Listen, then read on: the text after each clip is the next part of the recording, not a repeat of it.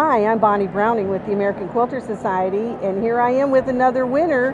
And you haven't just won once at this show, but you've won before, haven't you? I have. You won at the Chattanooga show? No. You won at the Charlotte show?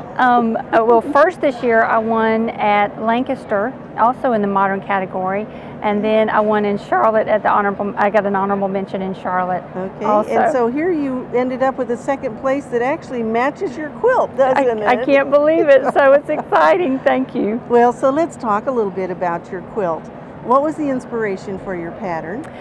Well, the pattern is the block of the month from the Modern Quilt Guild. It was their February block of the month, and it was by Debbie Grifka of Esh House Quilts. That's where she blogs, and so that it was. They send out a free pattern every month, and so that was the February pattern. Okay, and so you used 3 different reds and 3 different blacks to put your leaves together? I did, and her original pattern was one solid background, but I decided just to change it up a little bit, and I made it half black and the half white, and her leaves were 2 colors, and so I just added the touch of red to it.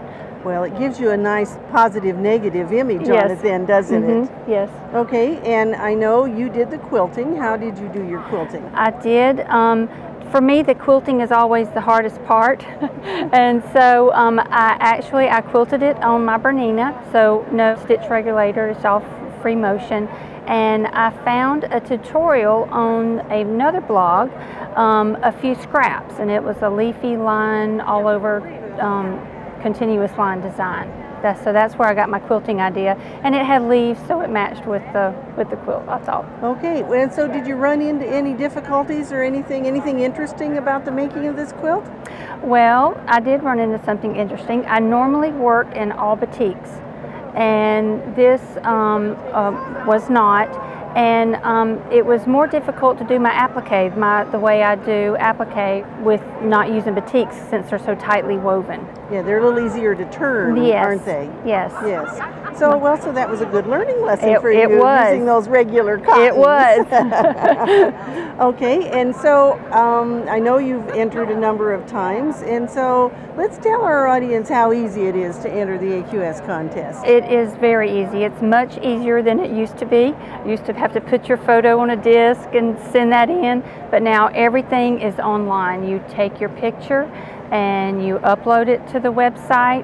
It's real easy to fill out the form, and it's real easy. I encourage everyone to enter. Yes, and we love getting to see all of these beautiful quilts, don't we? It's so exciting, you know, to see all the quilts in the show. I can't imagine being a judge having to choose the quilts, because there's others in here in this same category that are just as deserving as mine, and so it's an honor to have a ribbon. Well, congratulations again, Paige, and we hope we'll see lots more quilts from you. Thank you, Bonnie.